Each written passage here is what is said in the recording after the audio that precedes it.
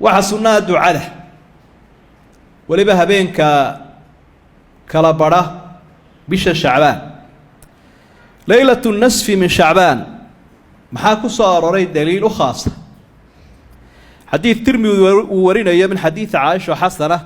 نبي يقول عليه الصلاة والسلام إن الله عز وجل ينزل ليلة النصف من شعبان إلى السماء الدنيا فيغفر لجميع خلقه إلا المشرك والمشاحن هذين كابش شعبان أي كلا بركة إلهي بسمادة سكو سودجية وسودجتان السجا وقارون كمخلوق الله مذهين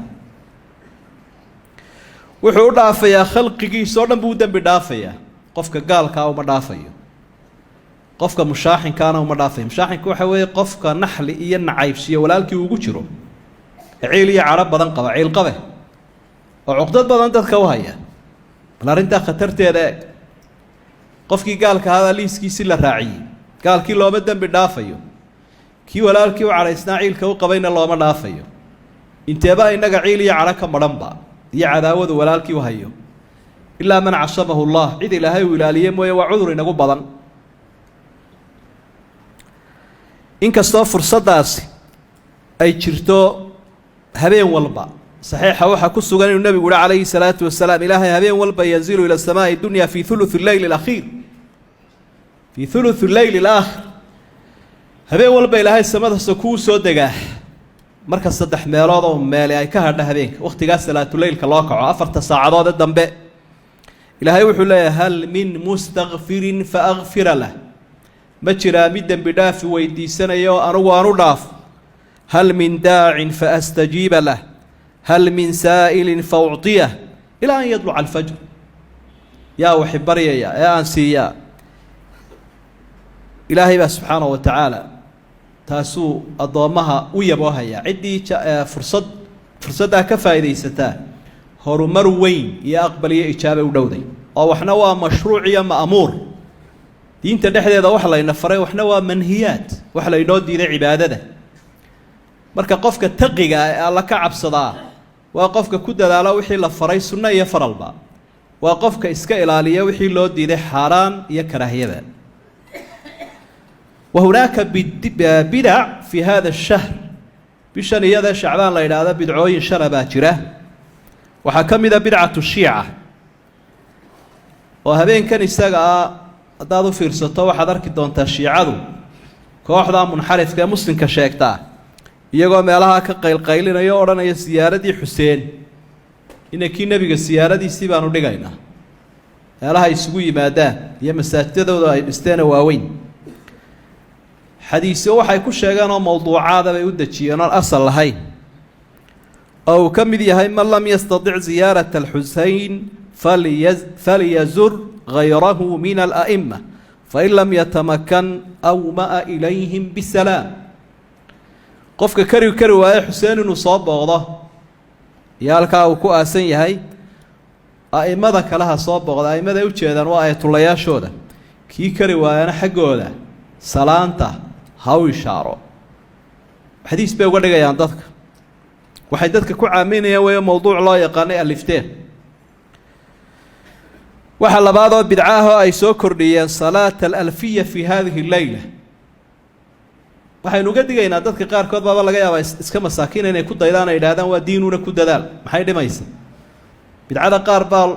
ضدك شيطان كوجودك أو سودين والماها وإسكوا ناكسنت إسكا سماه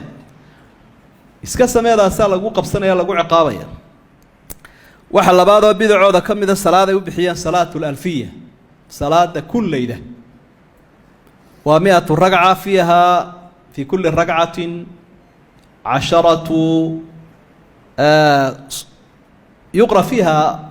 10 مرات سورة الإخلاص بقول رقعات والرقعات والبلغو آخرية طبعا قول هو الله طبعا لقول فتح بقول دوا كن صلاة الألفية بيوبحية ولي وين جمع لقولت كذابين هذا وحين أرقنا صادو فرسان دون عاشوراء يو ليلة النصف من شعبان أبينك كالبرا شعبان ويكوين يعني عيدها حتى عيدها مسلم كلها عيد الفطر يعيد الأضحى waxaa saddexaad firqooyinka qalooca qaarkood ay la yimaad ku sheegaan inay habeenkaasi uu yahay habeenka quraanka lagu sheegay إلى هول إنا أنزلناه في ليلة مباركة هبين بركة يسمى القرآن كسودة الشنة ما بقى هبين هذين هبين كليلة القدر جاء وهبين ككلابرا بيش شعبان ولا بين تاس وده القرآن كيسجع يفسر إيه إلهي بقى وحس القرآن كين لسودة شيء رمضان شهر رمضان الذي أنزل فيه القرآن marka quraanka ramadaan la soo dajiyay ee la sheegay habeenkan la soo dajiyay habeenka ramadaan ku jiray u dhigantaa taasina daliilkaas ay ka hor imanayso waxa afraado bidcooyinka kamida takhsiis leylati bil qiyam wan nahari bis siyam li hadith la asla lahu indahum waxay habeenka waa in lagu gooniyo la qiyam iyo cibaado aad u badan oo habeenka la tukanayo maalintiina la soomo